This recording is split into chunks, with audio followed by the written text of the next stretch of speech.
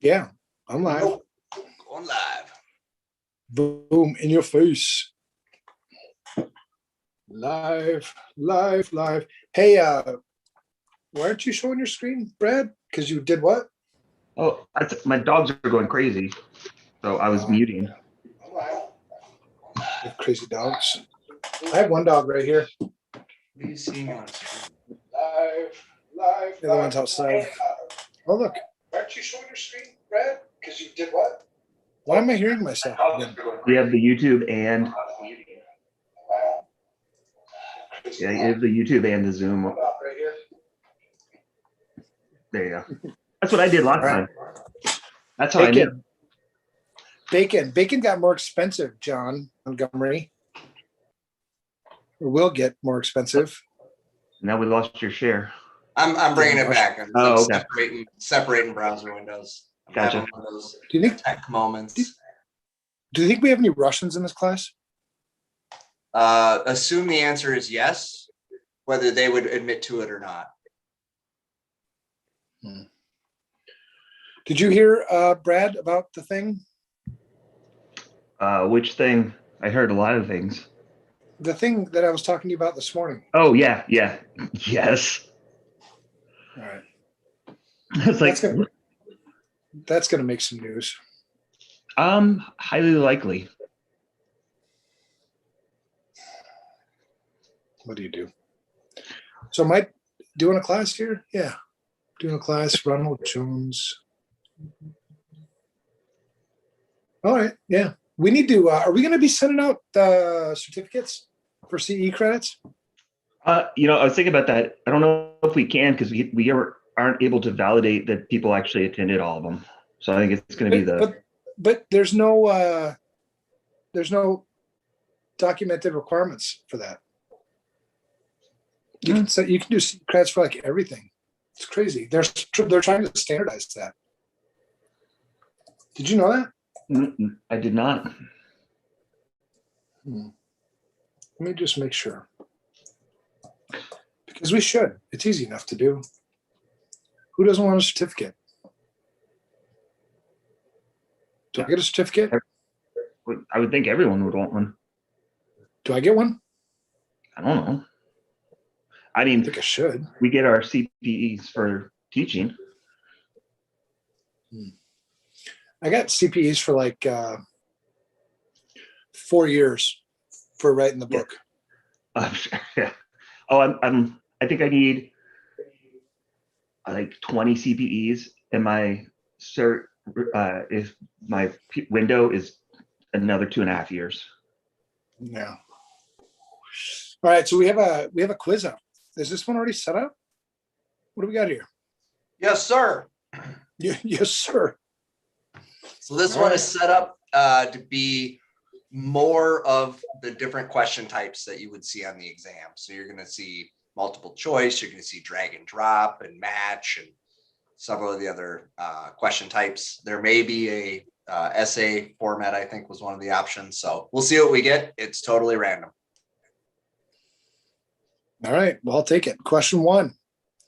For the exam, you must be familiar with well-known ports. Below, you have a list of protocols on the left side and a list of ports on the right side. Select the proper port number for each protocol listed.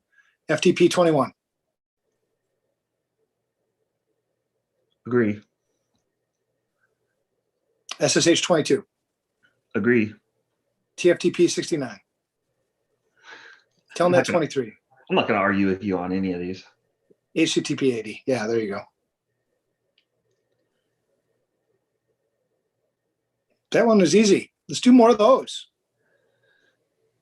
So for students, yeah, you just have to memorize, really, port numbers. Those are all common ports and common protocols. So if you remember the 7 layers, the OSI model, those would all be, application layer protocols and all those ports. Now, the good thing is it didn't ask us TCP or UDP. There was one in there that was actually UDP, and it was UDP 69. That would have been TFTP. The other ones were all TCP ports. Yeah, you just got to memorize. One place you can go for that, IANA. If you just Google IANA port numbers, I think that'll probably give you some good stuff. Let me just see if that works. Yeah, there you go. Yeah, service names and port numbers. That's what you want. So there's a lot of them listed there. The ones that you've heard of before, those would be the ones that I would focus on. I wouldn't focus on the first one in here, probably FTP data, which is port 20, but isn't used anymore because everything's 21. But you can see all the ports there: 21, 22 for SSH. SCP works over SSH as well. SFTP works over SSH as well. So all those would be the same port, TCP 22. Telnet, it's right there. We should use port 24 because it's any private mail system.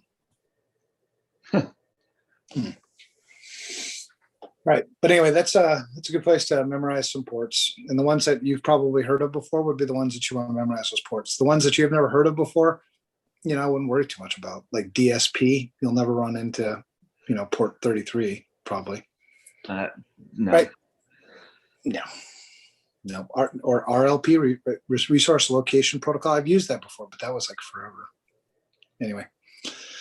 Question 2, in regard to the query function of relational database operations, which of the following represent implementation procedures that correspond to each of the low-level operations in the query? Query plan, relational plan, structuring plan, database plan.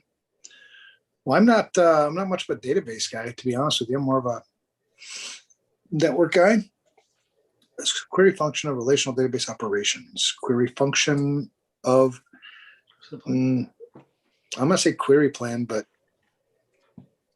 I would say that you are correct. Yeah. Query plan is the correct answer. Yeah. Which backup method is addictive? Oh no, additive. Sorry. Are we getting addicted? Air gap. The answer, Evan. The addictive backup method. Air gap. Yeah, make that an addiction, please. Which backup method is additive? Because the time and tape space required for each night's backup grows during the week as it copies the day's changed files and the previous day's changed files up to the last full backup. So it's either going to be asking for an incremental or a differential. And if you remember like how many tapes you need to restore from either, incrementals, you need the last full and every incremental that was run after that, right? So it's not additive. The right answer here is differential. That's the additive one. We only need the last full and the last differential, and you're good. Whew, it's good so far. What is the rapid application development? Rapid or rabid? Looks like rapid. Risk assessment diagramming, a development methodology, a project management technique, a measure of system complexity. Well, it's really the development methodology. It's just what it is. Yep. You are correct, sir. All right. Which of the following items is not primarily? Oh, hey, happy week, by the way. This is Wednesday. It seems like Tuesday. Yeah. But it's not. It's Wednesday.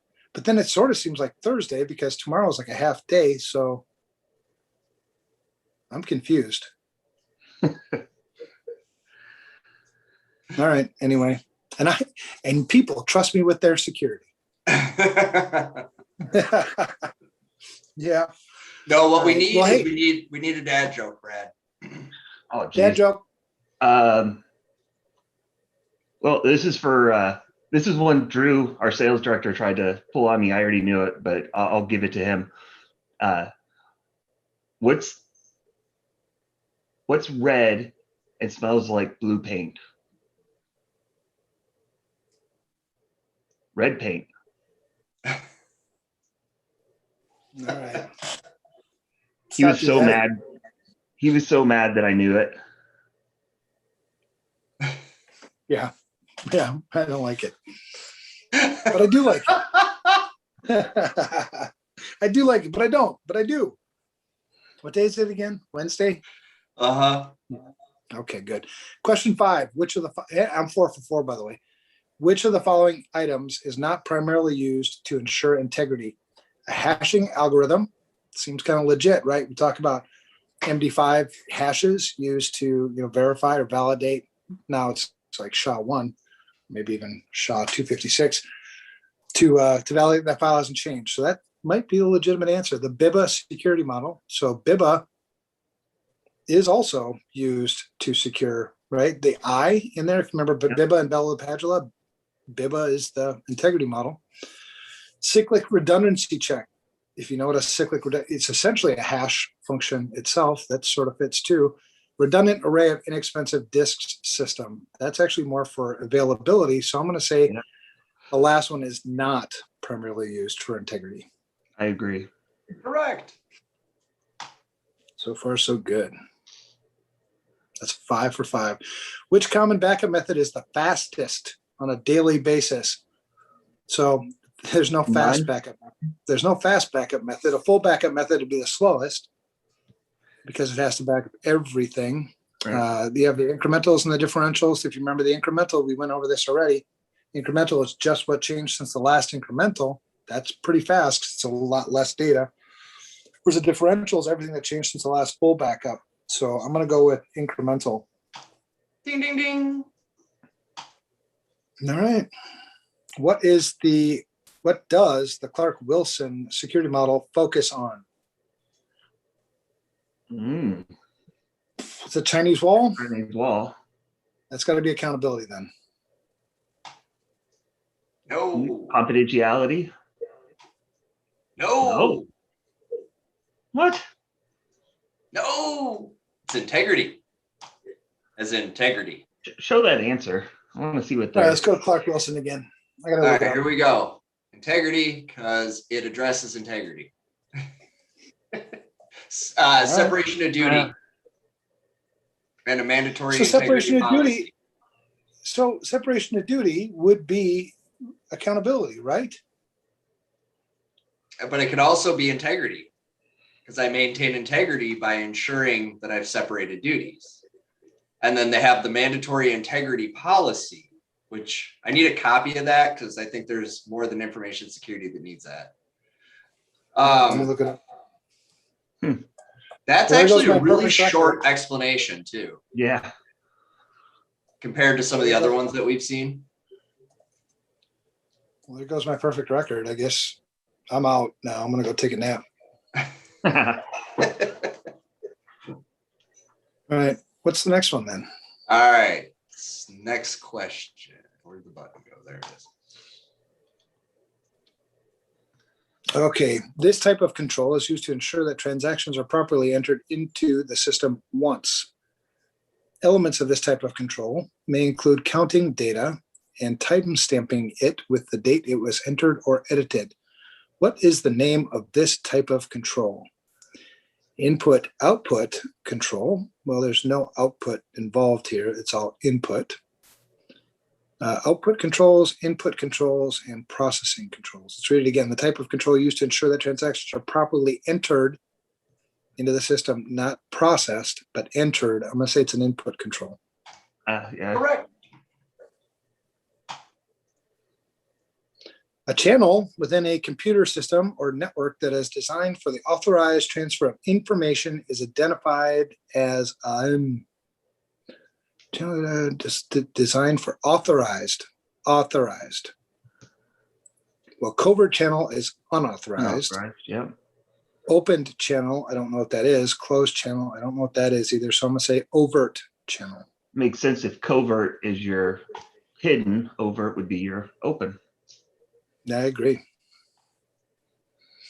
Where's the primary? Whoa, that's like yelling. Where's the primary use of a password? Decorating the underneath of your keyboard.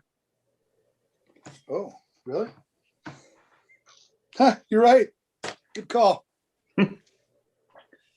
What is the primary use of a password? Segregate various user accesses. Okay. Authenticate the user, allow access to files, identify the user. Well, I would say it's authenticate. Authenticate. Go with authenticate. All right. Any questions online? I'm not online. Are we good? Yeah, Are they Are they answering along The with us? moderators are moderating. Yeah, there's a bunch of them. Nice. All right. All the following can be considered essential business functions that should be identified when creating a business impact analysis, except one. Which of the following would not be considered an essential element of a business impact analysis, but an important topic to include in the business continuity plan? Public relations, accounting. What, did I say that wrong? No, it's just been a long day. Okay. IT network support or purchasing. So, okay, business impact analysis. All these would be important in creating a business impact analysis, except one. PR, yeah, I mean, that's important, but it's not part of a business impact analysis, right? That'd be part of my business continuity plan because I have to communicate appropriately outside of the business.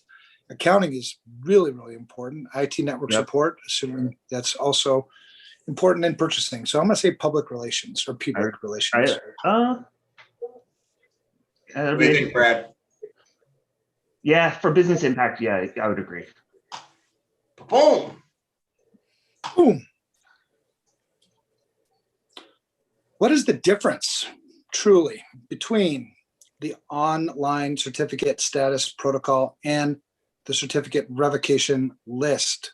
So if you remember these, the certificate authority maintains the certificate revocation list in a public key infrastructure.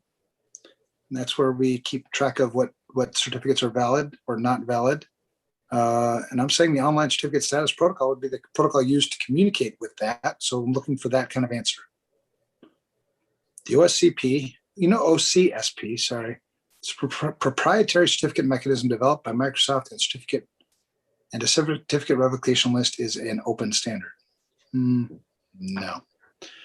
The online certificate status protocol is used only by Active Directory, and a certificate revocation list is used by certificate authorities. Maybe, no. The online certificate status protocol provides real-time certificate checks, and a certificate revocation list has a delay in the updates. The online certificate status protocol is a way to check the attributes of a certificate, and a certificate revocation list is issued by certificate authorities. I'm going to go with the last one, please, for 500. Oh, Right? It's the third, the next one up. Ding, ding, ding. I suppose it would be a delay, but yeah, okay. There are many firewall implementations provided by firewall manufacturers. Which of the following implementation utilize 2-packet filtering routers and a bastion host? This approach creates the most secure firewall system since it supports network and application layer or level security while defining a separate DMZ. So they screened host firewall. So you'd have to remember these diagrams when we went through this. Anomaly-based firewall that has nothing to do with architecture. That's just how the firewall functions. So that's not on my list. A dual-homed firewall is a single firewall. So this one calls for 2. So that's also not my choice. So then it'd be screen subnet firewall, which does use 2 firewalls, but doesn't use a bastion host. The screen host firewall would be my answer. No. Why am I wrong on this? There are many But it's screen subnet firewall. Well, that would be the other one, but we have a bastion host, don't we? And a bastion. Screen subnet firewall. I know why. The bastion host just has the one firewall, doesn't it? Right, and there's 2-packet filtering routers. So that was the key. It had 2-packet filtering. The bastion host piece isn't. Yeah, the bastion host though piece isn't even relevant to that architecture. Right, it's the 2-packet filtering routers. That's a really good learning for the people listening, that they'll throw this stuff in there, and it's exactly what just happened to Evan. It throws you see that and you're like, oh, that's this, and it's not really truly relevant at the end of the day. Yeah. Because they hate us. All right. Right? I've often wondered. I feel like I'm losing my mojo here. Which of the following is not a true statement about PKI? The registration authority role is to validate and issue. That sounds like certificate authority. The certificate authority role is to issue certificates to end users. Root certificate authority's certificate is always self-signed. The registration authority acts as the verifier for the certificate authority. Well, the root certificate authority certificate, would that be self-signed? Or would you have to have? Yeah, Not a true. that's true. Yeah, issue. Yeah. Oh, it's not always self-signed. No. Apparently it it is. Next one. It would have to be. Oh, because yeah, you're right. It's got to start somewhere. Yeah. So we got the not statement. So it's the. You're just gonna keep clicking.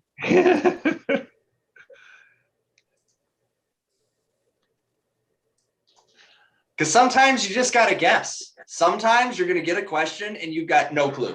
None. Zero. Goose egg. But I had a clue. All right. We're just trying to give them a realistic representation of what it's really like to be there. You just, a few of them, you're just going to be like, screw it, that one.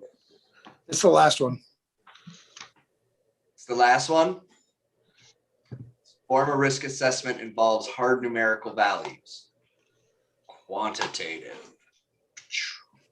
So real quick on this one, hard value risk assessment, not a thing. Quarterly risk assessment is about how often you do it, right? That's not a form of a risk assessment. So then it's qualitative or quantitative. If you remember the difference between the two, the qualitative is using opinion and kind of mushy data. Qualitative risk assessment would be like rate yourself on a scale of 1 to 5. Whereas a quantitative risk assessment would be like, it's going to cost you X number of dollars, or that risk is a value of 7 versus, a range. So that's, that's the two differences, right? And it's easy. Quantity, quantitative. Yeah, I didn't read the rest of that question. Well, this is all just nonsense. Yep.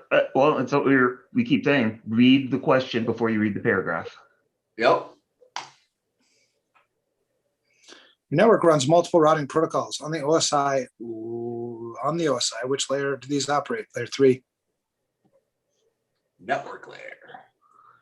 Because layer 2 is not network layer. Mm-mm. So there's another good call out. The correct answer is network layer, but they'll throw something in there that makes it incorrect. And you'll see that in other answers as well. You'll see where they'll put a not in there or always. Brad caught the always. In that case, it was true, but there might be another question where it's not. So it'll say this is always this way.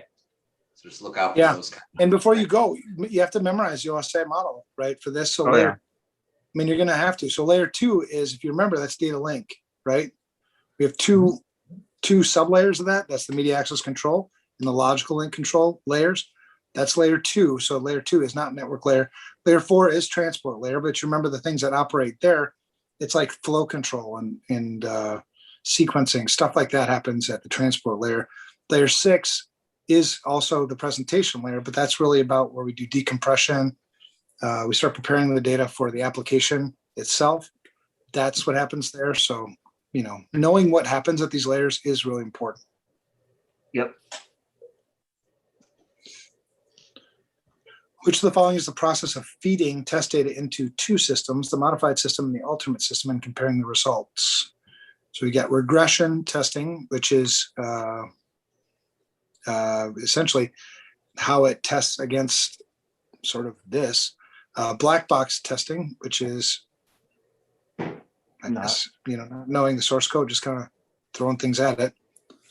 Parallel test or a pilot test. So which one of these? Pilot test would be, right, traditionally the first. Right? Mm-hmm. So I would say we can eliminate black box and pilot right off the bat. Yep. Yeah. So then is it parallel or regression testing?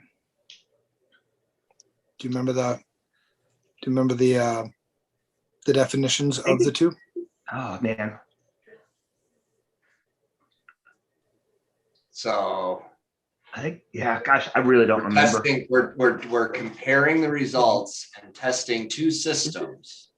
So Regression if the is looking answer, for errors. well, regression testing is making sure that what I just changed didn't break anything.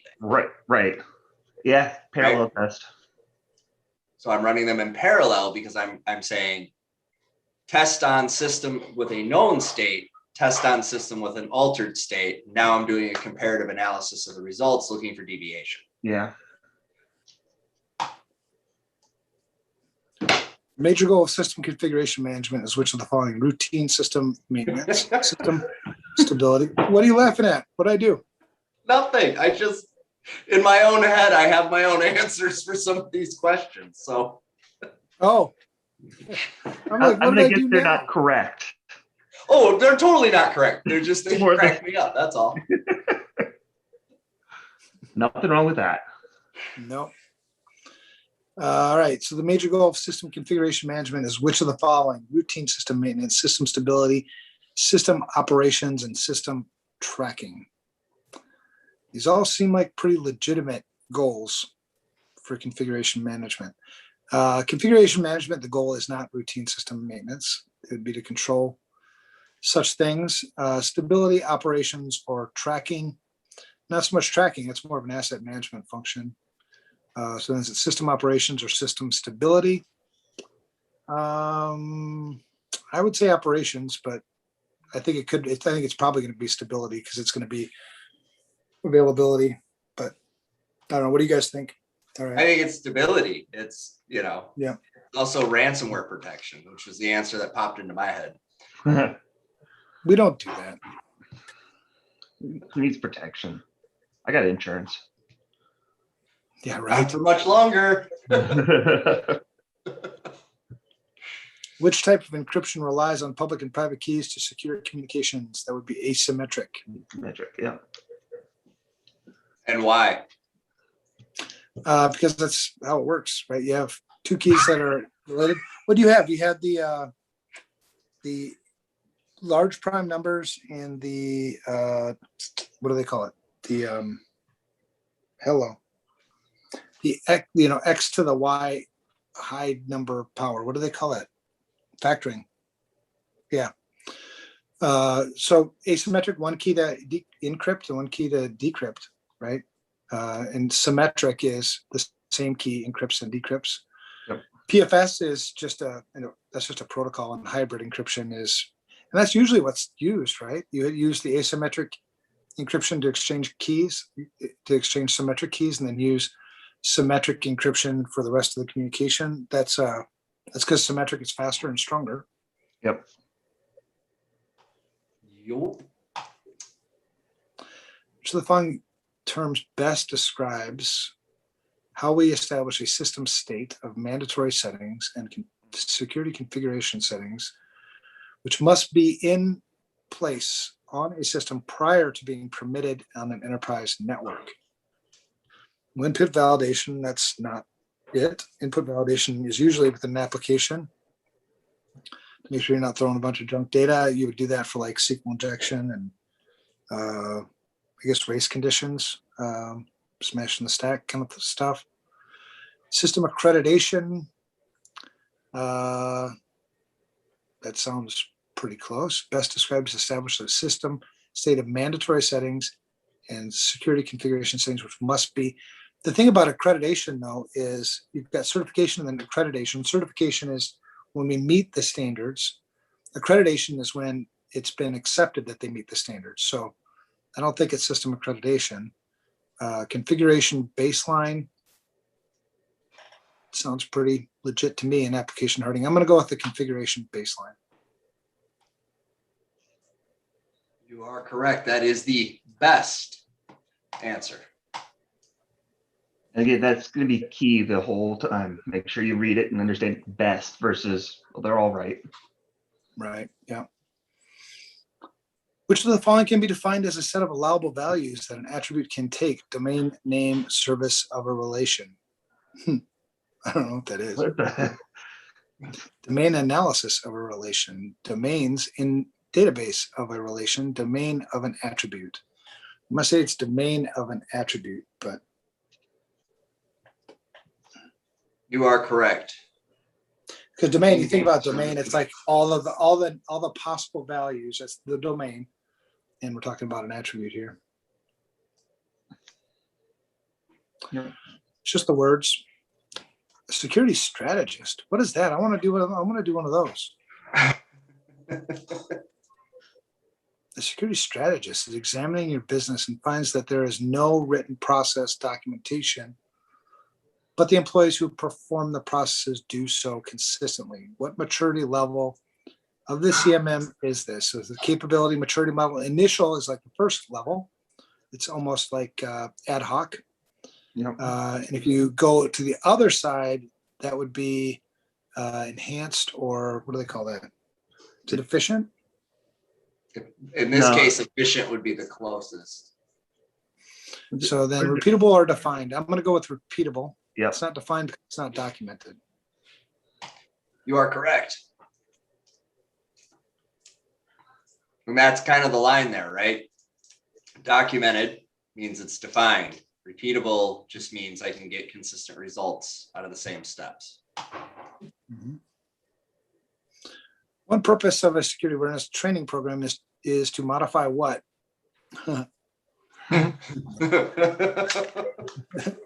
Human behavior, attitudes of employees with sensitive data, corporate attitudes about safeguarding data, management's approach towards enterprise security posture. Well, the best answer, it would be human behavior. But really, I think the real thing about security awareness training programs, I think, is you use it to set a culture. Yeah. Well, Culture just key. Which is modifying human behavior. Yeah. Social engineer the whole company. Which signaling technology requires that devices announce their intention to talk on a wireless local network? That's carrier sense multiple access collision avoidance, sir.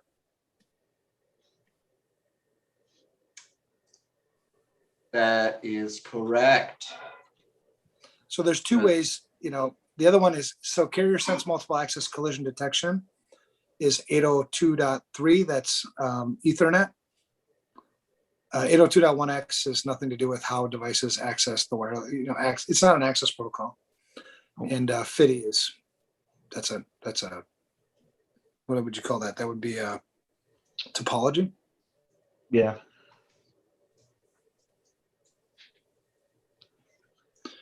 Which one technology is our key source of information for understanding incidents, the status of systems, or adequacy if the infrastructure is properly supporting network operations? Which one technology is a key source of information? Log correlation, malware prevention, no. Logging of events, and alerting. So it's a source of information. Source, alerting is not a source. It's something makes the alert. Malware prevention isn't, cross that one off the list. So which one is the source? Log correlation, log events. Log correlation is what you do with logs. So I'm going to go with logging of events. That's my logic. I concur. So we made it through that one. Yay! Us. What did we score? Did we pass? Yeah, we passed. Nice. So out of that, 15% was out of the security and risk domain. Asset security was 10%, architecture engineering 13% communication. Is there any one that we want to dive into more specifically, or do we want to do another generic kind of mixed bag? Well, Oh, good. no, you go ahead. I was gonna say, I think we keep doing the mixed bag since that's what it's going to be like for them when they do the test. Well, here's another thing that I was thinking we could do tonight, if we wanted to, is talk through the domain refresh Oh yeah. stuff. So Ryan, if you just Google domain refresh, right? CISSP domain refresh, you'll be able to bring up the PDF document.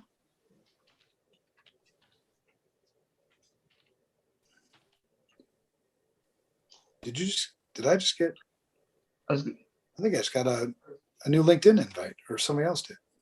Yeah, there you go. That's it. what you're going to see here. So I think it's good. Oh, go ahead. No, you go. I was going to say, what you're going to see, everybody was kind of freaking out. I mean, I've gone through it. I'm sure you guys have looked at it. It's really not a huge amount of change. It's mostly grammatical or moving things around. Mhm. Right. Yes, domain 1, security and risk management. The weights are the same, 15%. The domain names are the same. If you look at, and I like how they laid it out for us so that you can kind of go almost side by side. So understand and apply concepts, understand, adhere to, and promote professional ethics, right? That's going to be really, really important. And that's, am I getting, oh yeah, that's on my screen.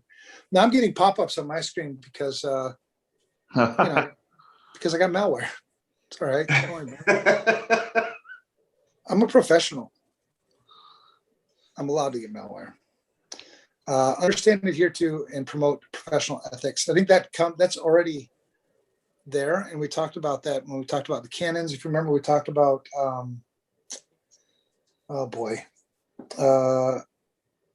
the 10 Commandments. Do you remember that domain? That's all part of that ethics and promoting professional ethics. So that's fairly well covered in the old material. And the good thing about ethics, they don't change much, right? I mean, ethics are ethics. Mm-hmm. Understanding and applying security concepts. So those concepts, those key concepts that, I think we've beat up all throughout the entire, course. We talk about confidentiality, integrity, and availability. We talk about different types of controls. I talk about, the relation between subjects and objects. Those are all key, security concepts, right? You guys have anything to add to any of that? Well, I think if you look at kind of how they have shifted, I think you're spot on with, ethics taking a stronger role. I think, if you think about what our role has started to evolve into, it's a lot more interacting with the criminal element. It's a lot more being on the thinner and thinner edge between good guy and bad guy. So I think that you're going to see a reinforcement of that. I think they're going to also, from what I've seen, it looks like they're doubling down on management level thinking, business alignment level thinking. Seems to be a lot of the change, if you will, of some of the terms and verbs, is to put more of a business focus on it, was my takeaway from it. And one key change from the old to the new is applying supply chain risk management concepts. Right. And we've seen attacks, recently, obviously. I don't think if I were to guess on ISC squared, their take on supply chain risk management, I think they're more talking about vendor risk management, third party information security risk management, more than they're talking about some of the current sort of threats with, inserting code into, applications that are used in supply chain kind of stuff. You know what I mean? Well, and interestingly enough, JBS gets hit and Siemens pushed out a critical patch today. Definitely those two things are not related. Right. No, but when you talk about, but that's a vendor, third-party risk vendor supply chain issue, is that a lot of what we traditionally think of as supply chain for like food and goods and services rely on those industrial control suppliers who are kind of there's like 4 in the game that make everybody's everything. Pretty much. Right. But I think for the exam, what I would study, I would highlight that for one. So all the stuff that we've gone through in our books, I would highlight that as an area where I would want to do some research, some additional study. If you're talking about just general third-party information security risk management, I mean, that's a pretty simple process. It's, one, you need an inventory, first of all, of who your suppliers are, right? And I think a lot of companies struggle just with that. But then it's, classify those supply chain vendors, classify And high, medium, low, that kind of thing, and then doing assessments and, making those risk decisions. That's essentially, the 4 steps in supply chain risk management. You guys have anything to add on that? Nope, fully agree. That was a good, that was a good description. Okay. So then that's domain 1. Really, that's the only place I would really, do some additional focus would be on that supply chain risk management. Domain 2, we've got, managing data lifecycle. That's sort of new, but sort of not new, right? Think of the lifecycle data from the time it's created till the time it's destroyed, all those steps that have to go into play, right? And again, inventory, I need to have an inventory of my data. As I create data, where's that data go? Maintaining access control, all those things go into data lifecycle. Classification of that data ownership, that all goes into data lifecycle. Other things, data, what's the word I'm looking for?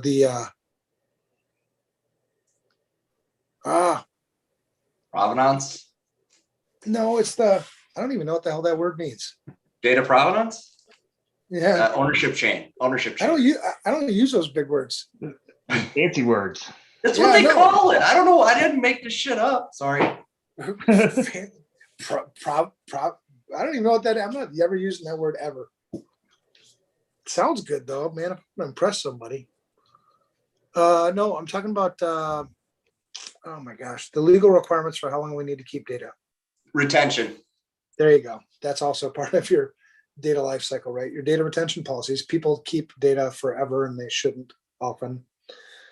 And then how you destroy it. So just think of that data lifecycle. I would maybe highlight that as just kind of an additional level of study because it's called out specifically in the domain now. Ensure appropriate asset retention, end of life, end of support. Do you have end of life? I have end of life too. I don't think that's right. It's end of life. Yeah, I think that's a typo. Yeah. And that's traditional stuff, right? Keeping applications around, keeping operating systems around past their serviceable life. Yeah, those would probably be the 2 areas that I would just focus on in terms of what we've already covered. Domain 3, let's see what's new here. Oh, Biba's still there. Yay. This one, I think a lot of it was just, if you look at it, this is rewording things to try and make it a little less muddy. Right. Yeah. Nothing new. Nothing really changed in domain 3 other than names. That's all pretty much the same stuff. All right. Domain 4. Assess and implement secure design principles and network architectures. A little bit different. We've got this assess piece as opposed to implementing by itself. But you obviously need to assess, they kind of go hand in hand. Otherwise, nothing really changes in domain 4 either. And it makes sense, right? IP version 4 is still IP version 4. It dropped a percentage in weight, which sucks. You should make that 100%. You only say that because that's your strongest. Yep, totally. Identity and access management. So we've got control physical, logical access, manage. Federated identity sticks out a little bit more, which is kind of where the world is going anyway. When you talk about, what Google's doing, Google and Microsoft and Cisco and all those players with the, identity stuff. I would highlight that as an additional level of, additional kind of study item. Other than that, it's all the same. Do you guys agree? Yep. I do. Domain 6, design and validate assessment. Those, yes, that's all the same. Nothing changed in domain 6. Couple of words. Domain 7, operations. I would expect, some significant changes here. Logging and monitoring activities, that's still the same. Configuration management, a bigger emphasis on configuration management now. It's an interesting change of language in that first bullet point. Understand and support to understand and comply. Right. Yeah, good pickup on that. Yeah. I don't like complying. That's why I noticed it. I'm with Yeah. Yeah. I thought that was, yeah, it was a little strongly worded there. Otherwise, you got the same things there. There's really not much of a change. DRs, DRPs, or DRPs, BCs, BCs. Still, there's no new kind of tech, crazy techniques. The foundation's still the same. I would say the performing configuration management, maybe spend just a little bit more time on that because it's kind of called out a little bit heavier in domain 7. And comply. Just do what you're told. Well, I just find it interesting. They struck understand requirements for investigation types and replaced it with comply. So don't understand why you're just do it. Good point. And then domain 8, basically the same. So that's really There you go. changes. Yeah. And I think I'm assuming I think ISC Squared's official handbook is out, isn't it? No. The new CBK. Yeah. I don't know if it's. I think it's the fourth. It's this month. Okay. Because when it does, I will read it eventually, just to see what's changed. I'll wait for someone else to read it and then read the summary. Mm-hmm. Yeah, the Cliff's Notes. Yep. Let's do another quiz, man. I'm so aching for a quiz. Well, that's when the new stuff came out, but their training book, like the next. Yeah, it should be real soon, I would assume. Yeah, Right. The official training book hasn't come out yet. Application, presentation, session, transport, network, data link, physical.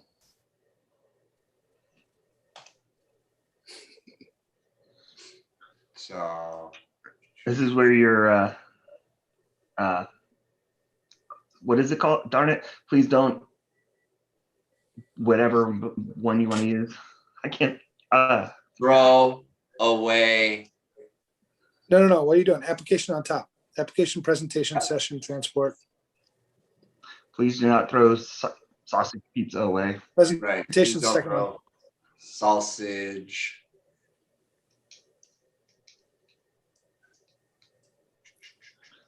There you go. Application, no. Yep. Application, presentation, session.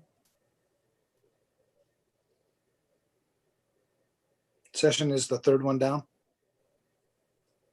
Down. The other down. No, third one down from the top. Oh, I was so confused by what you were saying. Because we have to go layer 7 to layer 1. No. So But when you said down, I thought you were telling him to move it down the stack. Oh. Right, that's what I thought too. I'm like, What? are you sure? I can. Right, now switch transport and network, and we're done. Boom. Winning. Please don't throw sausage pizza away. There you go. Oh, keys. Oh, referential integrity. Think about keys. Referential. Foreign keys.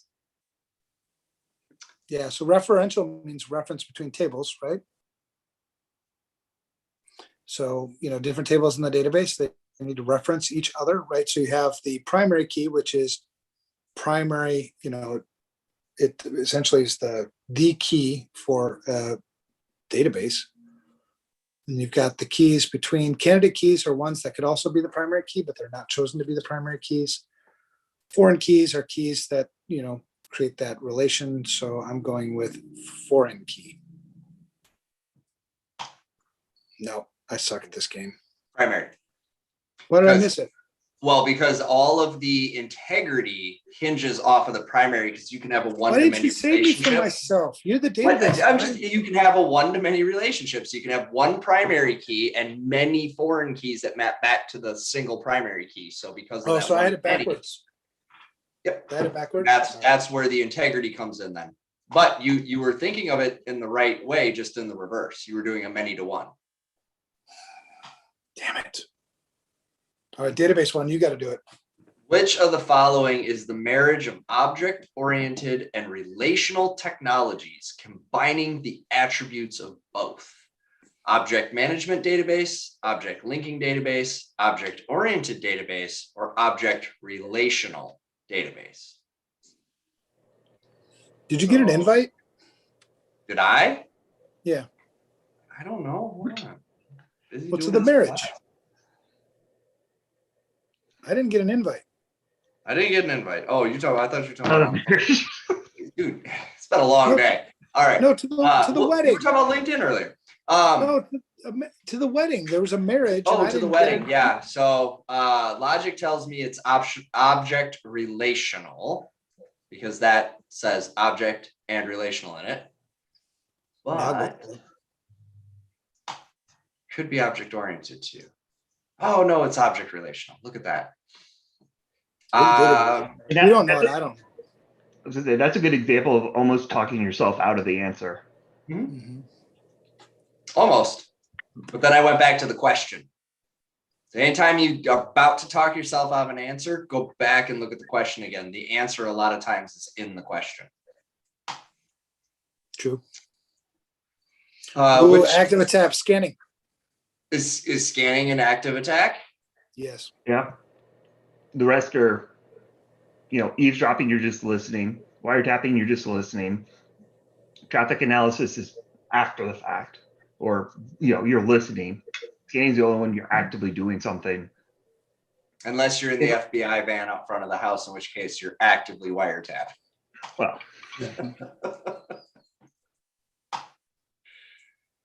Oh, digital processing facility. Ooh, which type of fire? Well, it's got to be type D, right, for digital? shoot. So A is ash, B is boil, C is circuit, and D is like the heavy metals. So I think C. I concur.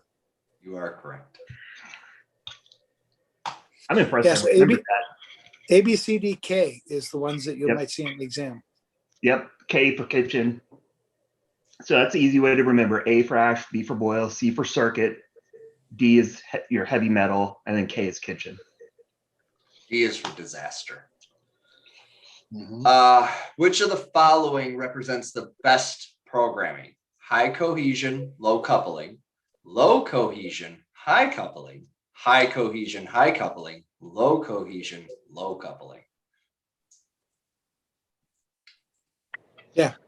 So cohesion is dependence, right? Right. So you'd want low cohesion and high coupling. I think. Yeah. I concur. No. Oh, So low. is it low? Nope. High low. Huh. Well, that's what happens when you don't use this stuff. Well, and it's a bit of a subjective question. Which of the following best defines source routing? Don't do it. Don't do it. The packet holds source information in a fashion that source addresses cannot be forged. The packets are encapsulated to conceal source information. The packets hold the forwarding information so they don't need to let bridges and routers decide what is the best way to route or way to get to the destination. The packets hold information about redundant paths in order to provide a higher reliability. The third one. The third one is they hold the forwarding information. Yeah. Yeah. Malformation. Malform them packets. Malformed it, I natted it. What's the fine? Okay, so here you remember NAT. We had what? Port address translation, which was many to one. We had the pool, which was many to some, and then we had what was the other one? I can't remember. Port address translation is the most common one, but here we have Network address translation mode allowed large group of internal clients to share a single or small group of routable IP addresses for the purpose of hiding their identities when communicating with external hosts or saving IP addresses. Dynamic translation, static translation, load balancing translation, network redundancy translation. We don't really call them any of these things in real world, but it's dynamic translation.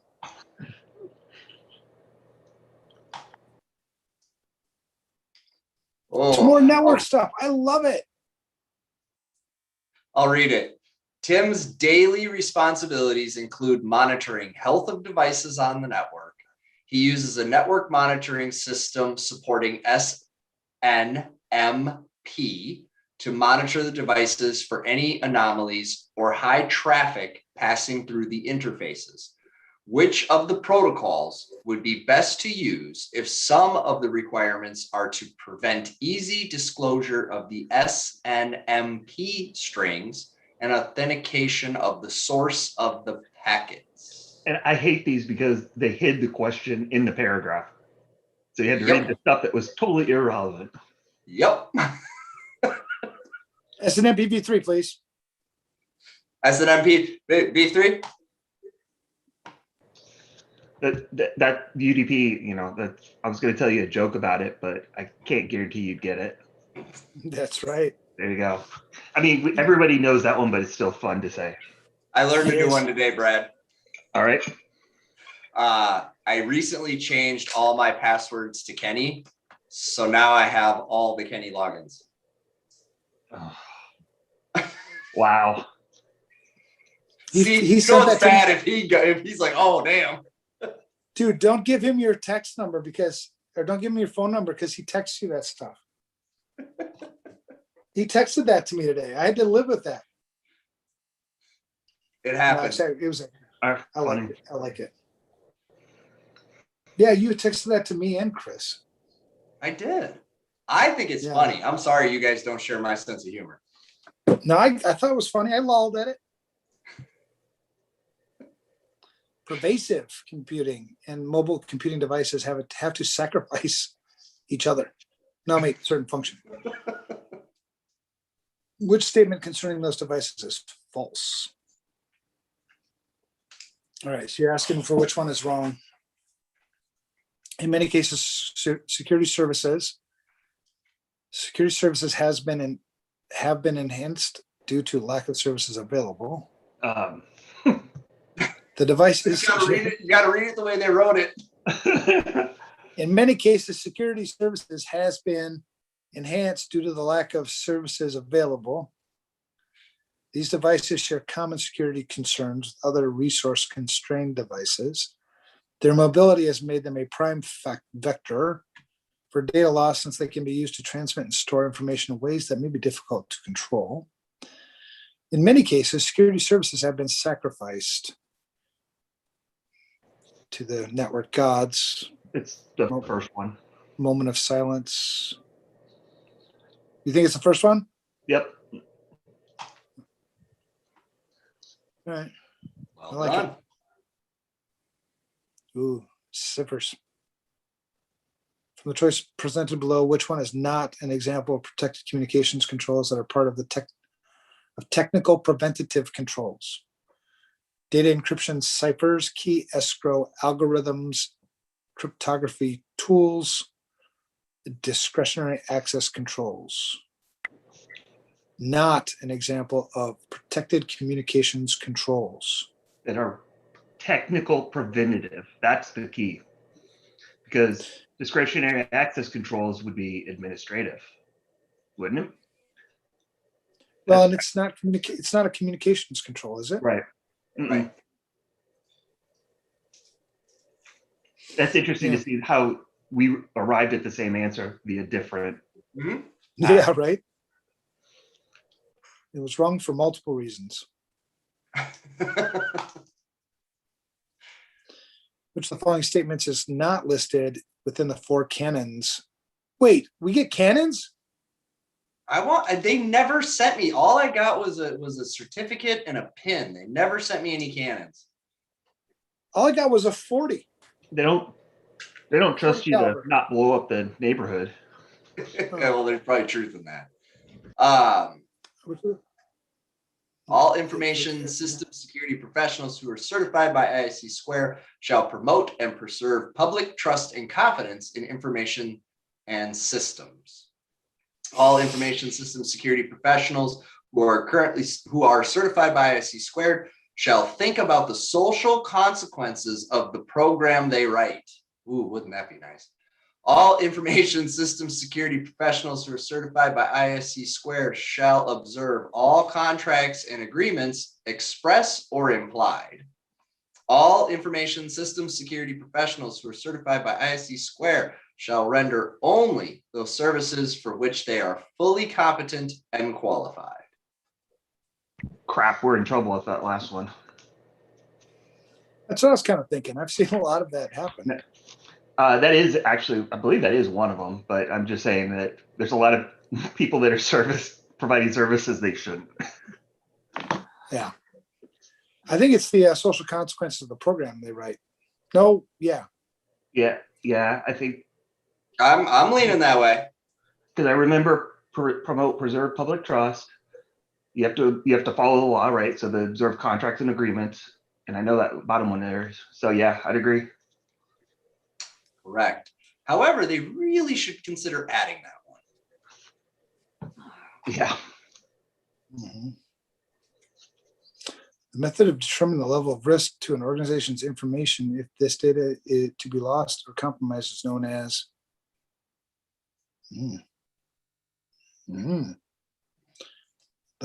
method of determining level of risk to the organization's information if this data to be lost or compromised is known as, I think it's classification. Yeah, I don't like any of those though. Well, because data modeling doesn't tell you what your risk is unless you're data modeling risk, right? Information control, that's not going to tell you what your risk is, how you manage it. Data mining, another, again, digging into information. So classification is the correct answer. That's And right. very few people do it as good as they should. Very few people do it. Well, truth in that. Well, first you have to have an inventory of your data. What? No, first you have to have an inventory of your assets, and then you can start to figure out what data you have. Well, rumor has it you can just go out and buy this zero trust architecture in a box thing and just make it happen. Oh, awesome. Easy button. Do it. Yep.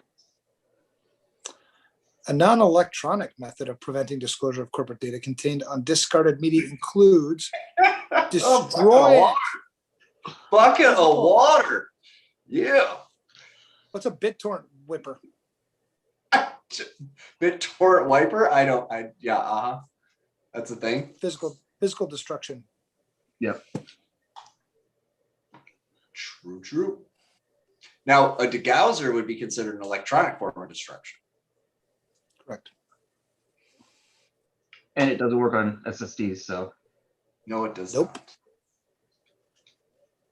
Ooh, NIDS. Best answer. Which best answer best describes how a network intrusion detection system keeps information on a network more secure? Does it? Keep office areas of your building secure? No. Monitor activity and send alerts? Yes. Block unsolicited? No. That would be a prevention system. Enforce? It doesn't enforce anything. So it's got to be monitor activity and send alerts. Yeah. I concur, Doctor. Oh my gosh, we Bastion hosts again? Which of the following is not a best practice when hardening systems or Bastion hosts? You should change the default password. You should apply patches. You should limit services. Don't worry about deploying the NIDS. So that's not a best practice.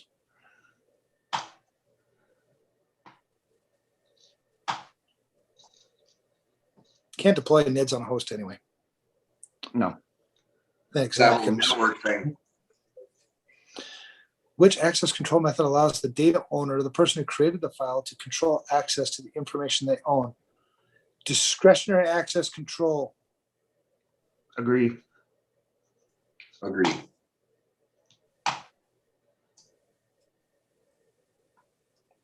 Ooh, what's this?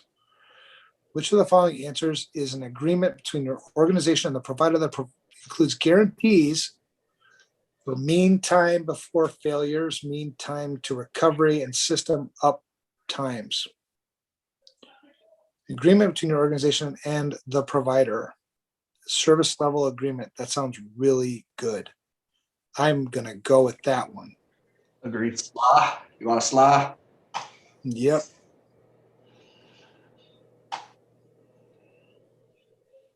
What attack becomes possible when your firewall devices do not reassemble incoming traffic prior to being processed and examined for threats? Fragmentation attacks, router offset attack, mod rewrite attacks, IDS buffer overflow attacks. This has nothing to do with an IDS buffer overflow or a mod rewrite. So it's got to be router offset or fragmentation attacks. They do not reassemble incoming traffic prior to being processed. That sounds like a fragmentation attack to me. There's somebody outside my door. It could be a router offset. Oh, wait. No, I don't think so. I think it's fragmentation. I think it's fragmentation as well. Governance, comply, is a process whereby senior management exerts a strategic control over business functions through what? Senior executive micromanaging down to a technical level? No. Confidentiality, integrity, and availability, or CIA? Maybe. Policy objectives, delegation of authority, and monitoring. That one sounds good. I like that one. Strict business hours. I'm going to go with the C because that seems like the best one to me. Agreed. Oh, more stuff regarding operational risk management objectives. RORMO, which is the period of acceptable data loss to an incident. That's recovery point objective. That's the definition. This is where just knowing it is going to save you. Yeah. I mean, recovery time objective, that has nothing to do with data. That's your time. Recovery capacity objective and service delivery objective are not metrics that you typically measure. I don't even know what they are, to be honest.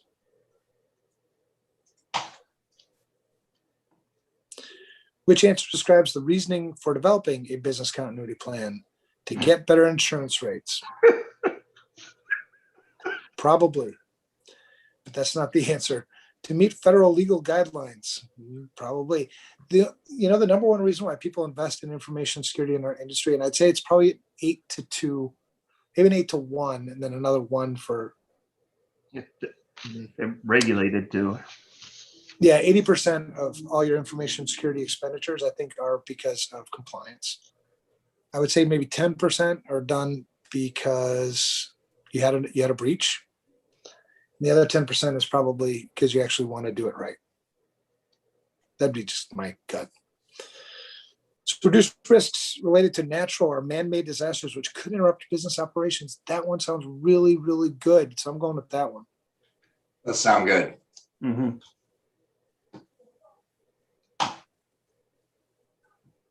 Which critical enterprise IT function involves controlling the way endpoints are imaged, configured, remotely controlled, and safeguarded?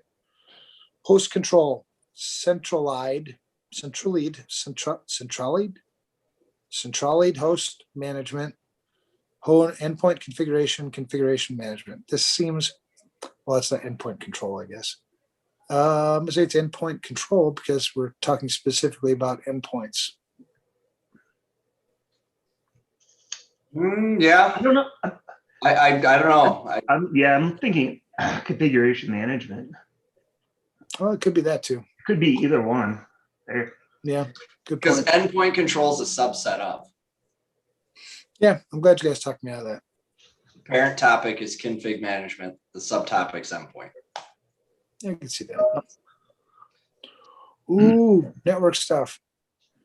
Which of the following is a method of multiplexing data where a communication channel is divided into arbitrary number of variable bit rate digital channels or data streams? The method allocates bandwidth dynamically to physical channels having information to transmit.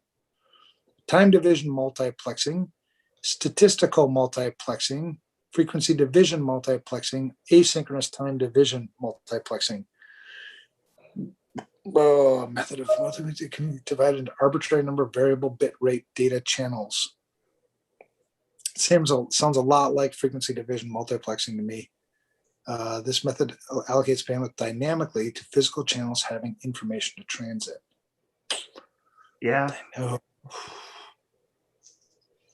I'm going frequency division. No, Oh, asynchronous time. no, time division. Then it's got to be time division. Gotta be time. Oh, apparently it's Interesting. I gotta go to the bathroom now. You guys take this. all I'll be right. right back. Last question. Which of the following statements pertaining to fire suppression systems is true?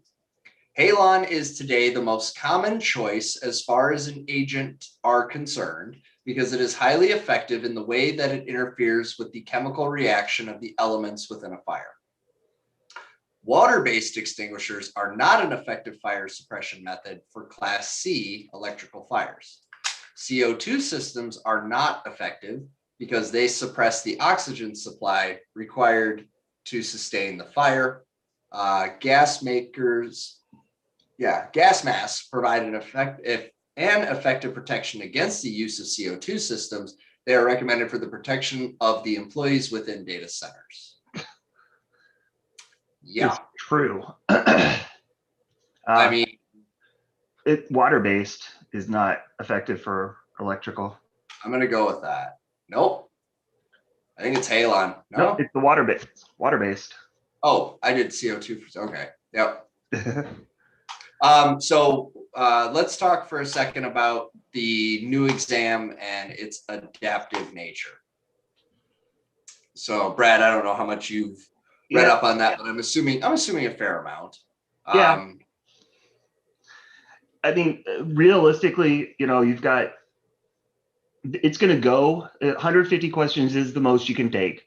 And it goes to until there's like, I can't remember if it's like 90 or 95%, but basically at one point in the scoring, it becomes impossible to do the other thing, right? You're either going to pass regardless of how you answer everything else, or you're going to fail regardless of how you answer everything else. So it could be, I believe 100 questions is the minimum. And then anytime after that, it just is going to end. And people are like, well, but I mean, it's looking to make sure you have mastery, and it makes sense. So Yeah. That, in a nutshell, is what it is. And what I've heard as well is that it will, as soon as it figures out that you've got an area figured out, like mastered, Yeah, you're not going to get any more questions about that area. It's Right. going to move on to something else. And it's going to continue to do that until you kind of hit that threshold. So it's really important as you're studying, if you're really confident in an area and you're not so confident in another, I would highly encourage you on doubling down on kind of strengthening your skills in those areas where you're maybe not as strong, because it's not going to ask you very many questions about where you are strong. It's going to figure that out pretty quickly, and you're not going to see any more of those questions. So you can't go, I'm a rock star in these three, but I suck in the rest. I'll be fine. You're not going to, you're very quickly, you're going to find yourself seeing a lot of stuff you're not comfortable with. So just try to sharpen up a little bit of the areas where you're not as strong. And an easy way to tell where you're strong and not is using this CISSP, right? Do the practice exams, do the flashcards, and see where you're struggling, and then spend a little more time studying in those areas. agree. And that what's nice is it'll tell you after you've finished the quiz what areas you're doing well in. And the other nice thing is it'll you can look at your statistics, and it'll show you, over time what's your cumulative score in those different areas. Yeah, and I know for myself, I tested and tested and tested and tested and tested until I was consistently in the 80s, 90s. Yeah, I would say. I would say if you can get to 80, 85 on a consistent basis, you're probably in really good shape. I didn't know that at the time, so I did it till I was like 95%. So I was super prepared, but it took longer than it should have. Yeah, and that for me was the key, was just, you know, you can only take in so much of this time. And as you can see from the three of us, right, at a certain point, some of this stuff kind of falls out because you're not using it. So as you're studying, just try to keep it as fresh as you can. It will come in really handy. All right, we want to do one more here. Yeah. And then I think we'll call it a night after that. Technical controls such as encryption and access control can be built into the operating system, be software applications, or can be supplemental hardware/software units. Such controls, also known as logical controls, represent which pairing? Preventative and administrative pairing, preventative and technical pairing, preventative and physical pairing, detective and technical pairing. So if we go back to the question. I'm going to I say disagree. preventative, right? Because you're encryption and access controls preventing something from happening, and it's technical. It says right there, technical controls. So preventative and technical pairing, known as logical controls. Very good. Like it. Nice. All right. The spare drive that replaces the failed drives are usually hot swappable, meaning they can be replaced on the server in which of the following scenarios? System is up and running. System is up and in single user mode. System is idle but operational.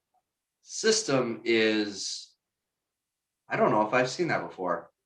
Talk about fancy Yes. words. How do you pronounce that? Quiesced. Quiesced? Yeah, I do that when I eat too many beans. Right? But operational. How about Bastion host? Yes, you can hot swap the Bastion host. Absolutely. So hot swap means I can do it when it's hot, live, and running. So system is up and running. I don't have to have any special modes. I don't have to have anything. It's hot swap. I concur. Now I have seen hot swaps go bad, but that's a whole different story. Which access control model was proposed for enforcing access control in government and military applications? The Sutherland model, the Bell-LaPadula model, the Brewer-Nash model, or the Bibba model? Bell-LaPadula. And because of our read up, write down, we can think about military there, right? Because it's about maintaining very It's granular, all about confidentiality. Yep. granular degrees of confidentiality. Which of the following is the protocol that provides for the collection of network information by pulling the devices on the network from a management station? Is it SNMP, Simple Network Management Protocol? Is it FTP, File Transfer Protocol? SMTP, Simple Mail Transfer Protocol? Or TFTP, Trivial File Transfer Protocol? On the question, we can see it says network and management. So I'm going to go with the network management protocol. Yeah. Yeah, logic. Got to pull them nibs.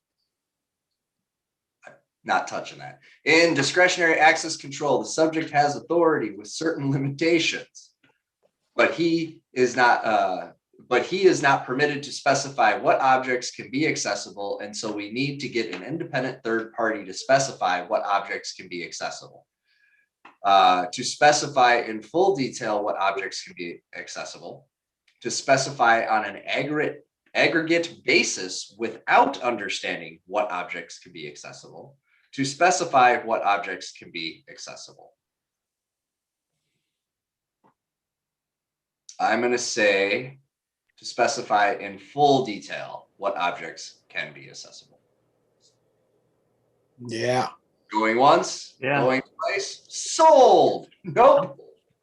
Just what? It's to specify. So this is one where I was going for the most best complete. And so the full detail piece tripped me up. Yeah. Which of the following was not designed to be a proprietary encryption algorithm? Skipjack, RC2, RC4, or Blowfish? And the key here is proprietary. Which of the following was not designed to be proprietary? That'd be a Blowfish. Blowfish. And that's because it is open. What is called a system that is capable of detecting that a fault has occurred and has the ability to correct the fault or operate around it? A fail-soft system, a fail-over system, a fail-safe system, a fault-tolerant system. So I don't know what a fail-soft is, but a fail-over is not good. It doesn't correct or operate around it. It just cuts over something else. Fail safe. That sounds like something we're going to need for this weekend. And I'm going to go with a fault tolerant system because it is able to negotiate a fault and work around it. Agree. Awesome. Which of the following statements pertaining to disaster recovery planning is incorrect?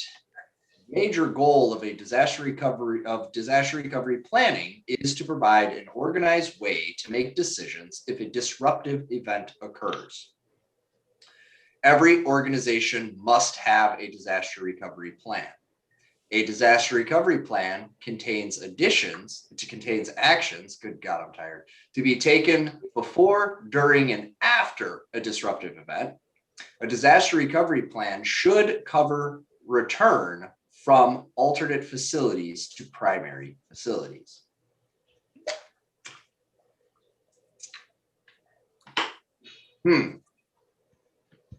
I wasn't reading. Sorry, I took a nap. It's incorrect. I mean, technically it's the second one. They don't have to have one. They should, but they don't have to. For now. There's nothing regulating or enforcing. For now. Give it time. I agree in the current set of affairs that is probably true. Let's see. It is. Look at that. Which of the following allows two computers to coordinate in executing software? RPC, RSH, SNMP, NFS. Well, NFS is file system. RPC. So I would say that's not, I Remote would say talk through it, but yes. procedure call.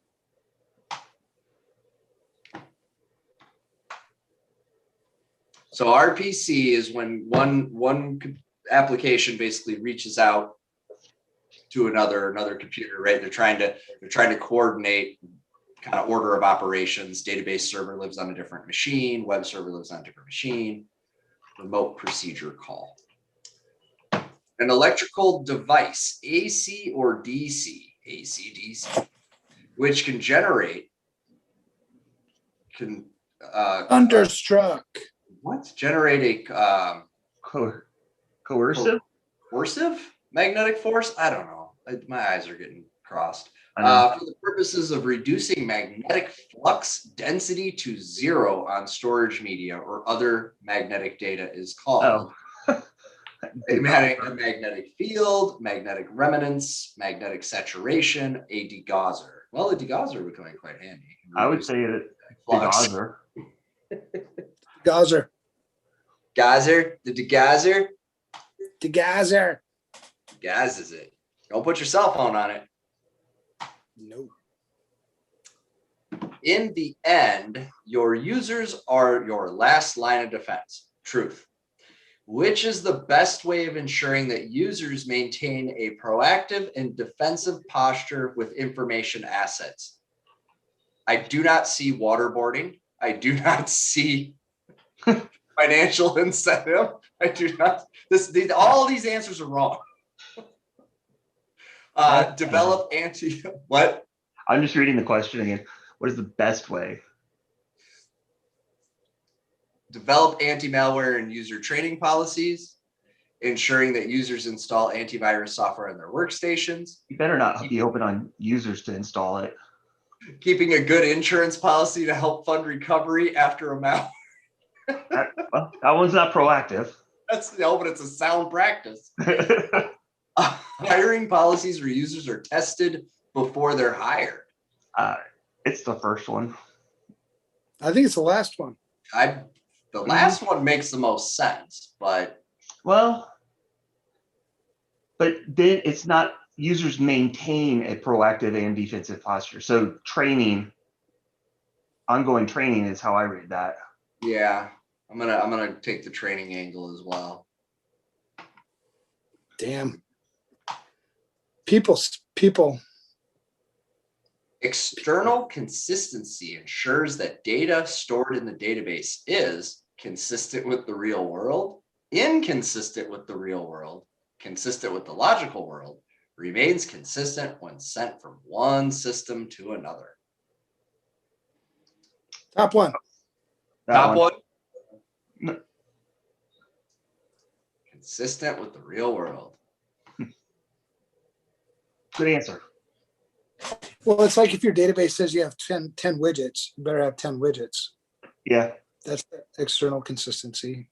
Yeah, well, you need to tell that to every retailer's inventory system across the planet. I'll tell you, every time I go, the website says we ain't got shit. But the website said. Yeah.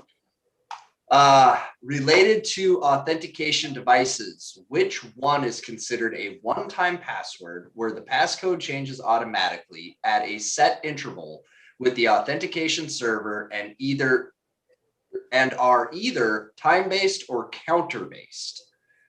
Asynchronous dynamic token, static password token, biometric access token, synchronous dynamic token. Synchronous. Time password. Asynchronous? No, synchronous. Synchronous dynamic token. Yeah, because it's synchronized by timer counter. Yep. Which answer best describes a secure crypto processor that can be used to store cryptographic keys, passwords, or certificates in a component located on the motherboard of a computer to support data at rest? TPM, Trusted Platform Module, EPM, Trusted Protocol Module, the Enigma machine, or smart card. So if you remember, there's a little hardware chip they started adding to motherboards a handful of years ago. Trusted platform module. Yep, top one. Trusted Platform Module. I want an Enigma machine on my laptop. That'd be pretty cool. They sell little kits. You can get a Raspberry Pi and a little kit off the internet and make your own. No, I mean, I want like the whole thing. Yeah, they have instructions for how to make the box and all the buttons and the plugs and all that. In my laptop? Not in the laptop. You want one in the laptop? I got you covered. Yeah. That'd be sweet. An IS auditor needs to consider many factors while evaluating an encryption system. Which of the following is least important factor to be considered while evaluating an encryption system? Encryption keys, key length, encryption algorithm, implementation language. I'm going to go with the implementation language. Yep. Implementation language. Data is vulnerable while stored and while in transit. Which protocol is the most secure for transmitting files between two systems? SFTP, Secure File Transfer Protocol, FTP, File Transfer Protocol, Telnet, or HTTP? I mean, there's only one with secure in the name. It's true. There's only one that's encrypted. It's only one that's Well- encrypted. Yeah. True that. Which of the following phases of a software development lifecycle normally incorporates the security specifications, determines access controls, and evaluates encryption options? Functional requirements definition, system design specifications, testing and evaluation control, project initiation and planning.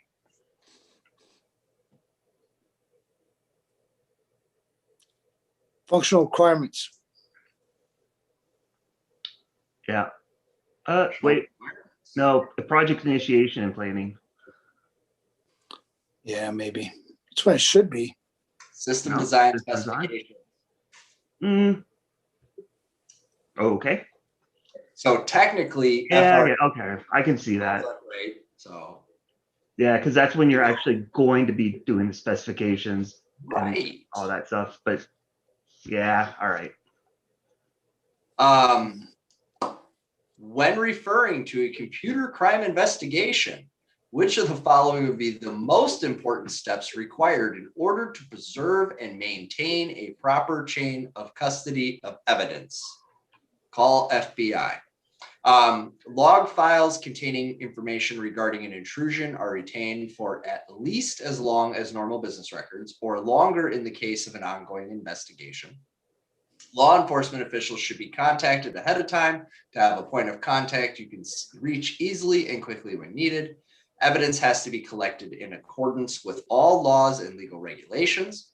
Verifiable documentation, including the who, what, when, where, and how the evidence was handled, should be available. The most important step, I would say, is probably the third. You don't want to break law. Yeah. I would agree. Nope. It's the I'm bottom going one. to say it's documentation. There you go. Here's the bottom one, but I don't. Yeah. Well, technically, though, if you're doing that and following the law says you have to have documentation. When I learned about evidence collection, I was told if I drop the thumb drive on the floor, I need to write down that I dropped it on the floor, when I dropped it on the floor, then write down that I bent over to pick it up. But that's not illegal if you didn't. Correct. illegal I'm if just saying, it's that's illegal how if- I was trained. It's illegal if law enforcement tells you to go collect something and you don't have a search warrant. That would be breaking the law. And then it doesn't matter if you have verifiable documentation or not. You know what I mean? That's true. Yeah. So I don't know. Yeah, I'm with you. All right, so let's unpack this for a second. Two concepts at the heart of dealing with it: chain of custody. So the angle they're taking on this one is strictly a chain of custody angle. All right. All right. But that's I good mean- to know, right? That's good discussion because, and then it goes on to say evidence has to be collected within all laws and legal regulations. Yeah. I guess this would I be just don't break laws. I know that. yeah. This would I'd rather screw up the investigation where I didn't have a who, what, when, how thing. Yeah. I'd rather violate that than violate the law, because then I'm criminal. I can go to jail for that. Right.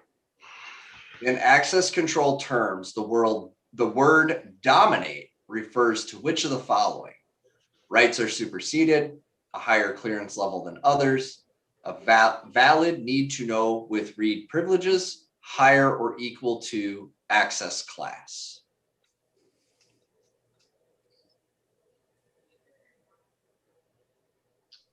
I don't know this one. I think it's higher clearance. Makes sense. But I don't like the wording either. So I know. It might be that higher or equal to access class. I'm not what's sure. an access class? We don't call it access class. You know, True. we call it clearance. Higher clearance. And That's why I didn't choose the bottom one, is because access class isn't really a thing. rights are super. Yeah. Okay. Apparently it is. Let's take a look.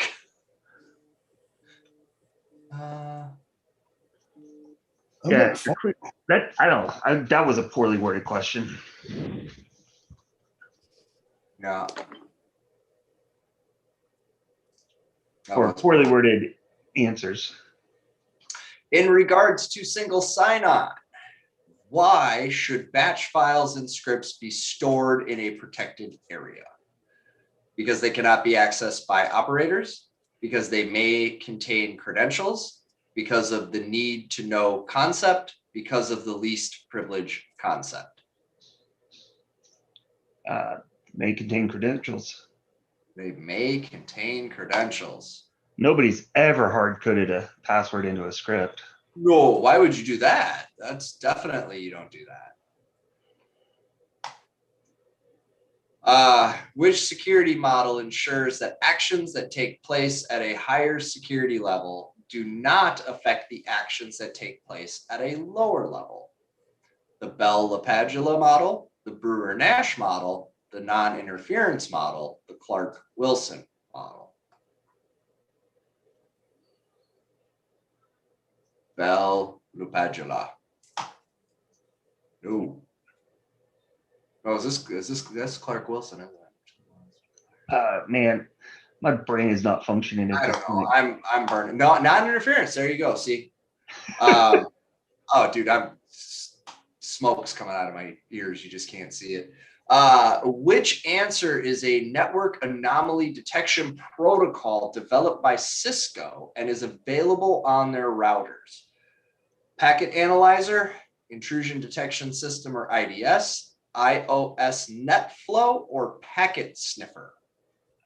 I'm surprised by this question because they usually stay pretty product agnostic. But Yeah. iOS NetFlow. Yeah. It's weird that they would ask that. Well, I mean, these are user submitted, so that Yeah. take it with a grain of salt. But Which of the following is a valid combination that would be used within a hybrid cloud deployment model? A cloud hosted by multiple public cloud providers, a mix of on-premise private cloud and third-party public cloud services, foreign and domestic cloud providers, amateur or professional cloud providers.